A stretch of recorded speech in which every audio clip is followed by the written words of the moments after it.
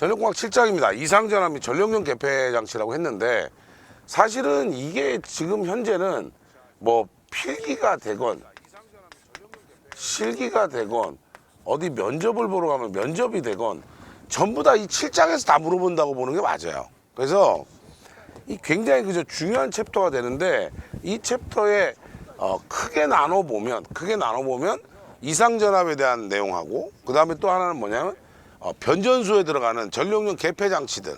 그래서 이 두 가지에 대한 내용이 가장 많아요. 그래서 그거 확인해 보자 이런 얘기죠. 자, 첫 번째입니다. 이상전압이에요. 자, 우리는 이 이상전압이라고 하는 거에 그죠? 정의를 좀 알아야 되는데 이 우리의 그 계통의 최고 전압을 넘어서는 전압인 경우를 우리가 이상전압이라고 해요. 우리가 이제 뭐 154든 345든 765든 간에 계통의 최고 전압을 다 정하죠. 맞아요? 공칭 전압의 1.1분의 1.15 정도 해서 계통의 최고 전압. 요새는 이제 1.1분의 1.2에서 차단기 전압을 쓰기도 하는데요. 계통의 이 최고 전압을 넘어서는 전압이다라는 거예요. 그래서 두 가지로 본다는 거죠. 하나는 내부 이상 전압이고요. 하나는 외부 이상 전압이에요. 외부에서 전압이 그저 최고 전압, 계통의 최고 전압 넘어서는 경우는 두 가지밖에 없죠. 직경례하고요. 유도례밖에 없다. 두 가지예요. 그래서 직경례하고 유도례에 대한 얘기만 있다라는 거죠. 그런데 내부 이상 전압은 뭐냐? 외부 이상 전압을 제외한 나머지 다예요. 그러니까 지금까지 여러분들이 배웠던 어떤 것들 중에 다 뭐예요? 전압이 상승했었다. 몇 가지 배웠어요? 지금까지 한 것 중에. 한번 생각해 보세요. 우리 뭐야? 일선 지락이 되면 건전상해 대지전이 상승이 직접 접지는 없었지만 소리액트 접지는 그저 소리액트 접지 같은 경우는 루트 3배를 초과하는 정도의 높은 전압이 걸릴 거고 그다음 비접지는 루트 3배였어요. 그 다음에 그죠? 무부하 시에 무부하나 경부하 시에 수전단의 전압이 올라갔어요. 이 전압이 올라갔는데 이거 뭐 때문에 한다 그랬어요? 3장 할 때 배웠죠? 페란티 현상 때문에 이런 일이 생긴다라는 거. 그 다음에 6장 할 때 또 배웠죠? 뭐예요? 잔류 전압이 있어요. 중성점 전위가 0전위가 아니고요. 잔류 전압 때문에 전위가 올라가는 경우 이 경우에 세 가지는 지금까지 얼마예요? 요거는 그저 5장에서 배웠고요. 요거는 6장에서 배웠고 요거는 3장에서 배웠어요. 그래서 어느 챕터에서 배웠는지도 알아야 돼요. 그래서 3장, 5장, 6장에서 이미 이상전압에 내부 이상전압에 대해서는 다 배웠는데 이 중에 이제 우리가 지금 한 가지 모르는 게 뭐냐면 바로 개폐 서지라고 하는 겁니다. 개폐 서지에 대한 얘기예요. 그래서 송전선로의 개폐 조작 시에 발생한다고 하는데 요거에 대해서만 오늘 그죠? 내부 이상 전압에 대해서만 내부 이상 전압 중에 우리가 개폐 서지에 대해서만 좀 자세히 얘기를 해보자 이거죠. 자, 그래서 개폐 서지라고 하는 게 뭐냐? 근데 이 서지라고 하는 것은 모든 이상 전압의 통칭이에요. 그러니까 뇌도 그죠? 낙뢰도 어떻게 해요? 뇌서지라고 부를 수 있다는 거예요. 그래서 모든 걸 개폐할 때 발생하는 서지를 개폐 서지라고 한다. 서지라고 하는 건 이상 전압의 통칭이에요. 이상 전압의 뜻입니다. 자, 그래서 주로 이제 개폐라고 하는 건 열고 닫을 때인데 그게 이제 어떤 뜻이냐면 이런 거예요. 우리가 이제 스위치가 이렇게 닫혀서 흘러가고 있는데 이게 이제 차단기라고 볼 수도 있고요. 근데 얘를 만약에 열어요. 이렇게 열면 차단하기 위해서 얘를 열어버리면 전류가 여기까지 흐르고 있다가 여기서 갑자기 순간적으로 임피던스가 무한대가 돼버리죠. 개방이 되면. 개방이 되니까 임피던스 무한대 되니까 여기서 어떻게 돼요? 전류하고 임피던스 무한대인 거랑 곱하니까 전압이 어떻게 돼요? 굉장히 큰 전압이 걸리면서 어떻게 합니까? 여기서 아크가 발생하는 거예요. 이런 거를 뭐라 한다? 개폐 서지라고 그래요. 그래서 이거 보통 해보니까 개폐 서지가 송전선로 Y전압, 즉 뭐야? 송전선로의 대지전압의 몇 배다? 4.5배에서 6배 정도 된다 이런 거죠. 그래서 보통은 6배를 가장 큰 걸로 본다 이거죠.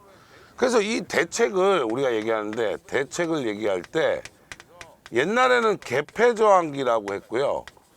지금은 이제 개폐저항기도 물론 시험에 나오지만 우리가 뭐야? 서지 흡수기라고 하는 걸 씁니다. 일종의 옥내 피레기 같은 이는 서지 흡수기를 써요. 서지 흡수기를 써서 SA라고 하는 거 잊지 마세요. 서지 흡수기.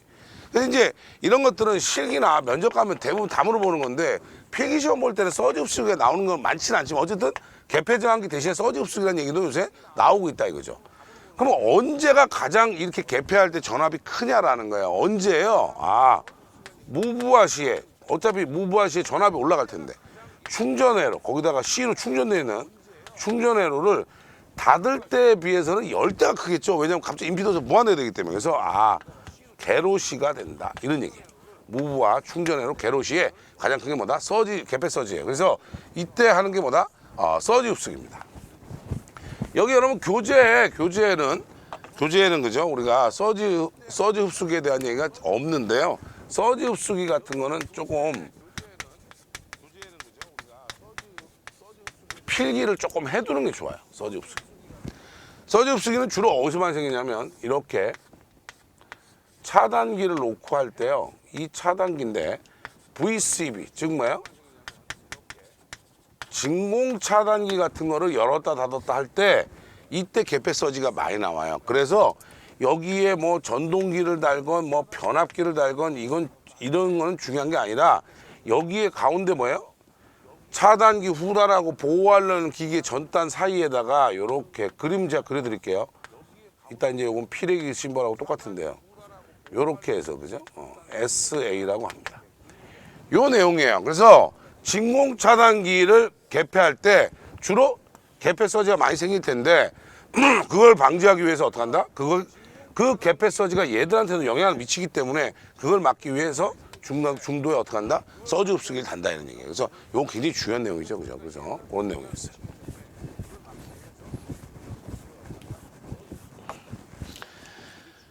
자, 두 번째입니다. 외부 이상 전압이에요. 외부 이상 전압은 아까도 좀 전에 제가 설명드렸죠. 외부 이상 전압은 두 가지밖에 없다. 직경내하고요. 유도래 두 가지밖에 없었다라는 거예요. 그래서 여러분들 뭐 우리가 얘기하는 벼락이죠, 벼락. 그죠? 벼락 친다고 할 때 그 벼락이에요. 그래서 이제 하늘에서 이렇게 벼락이 이렇게 떨어질 텐데 이런 거를 그죠? 직경내라고 합니다. 그래서 직경내는 쉽게 얘기하면 직경내는 뭐냐면 이런 거예요.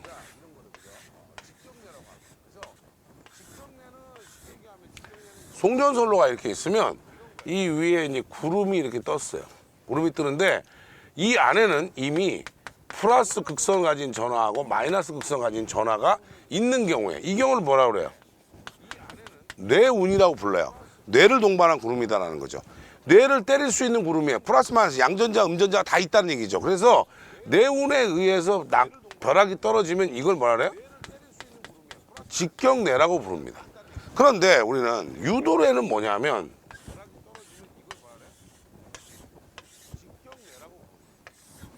자, 직경내라고 하는 거고요. 유도래는 뭐냐면 여기가 실질적으로 대지를 마이너스로 보면요. 이 전선로가 플러스거든요. 구름이 이렇게 떠 있는데 이 구름이 얘처럼 네운은 아니에요. 네운은 아닌데 어때요? 이 플러스에 의해서 마이너스. 마이너스에서 플러스로 뭐가 생기는 거야? 정전 유도가 생기는 거죠.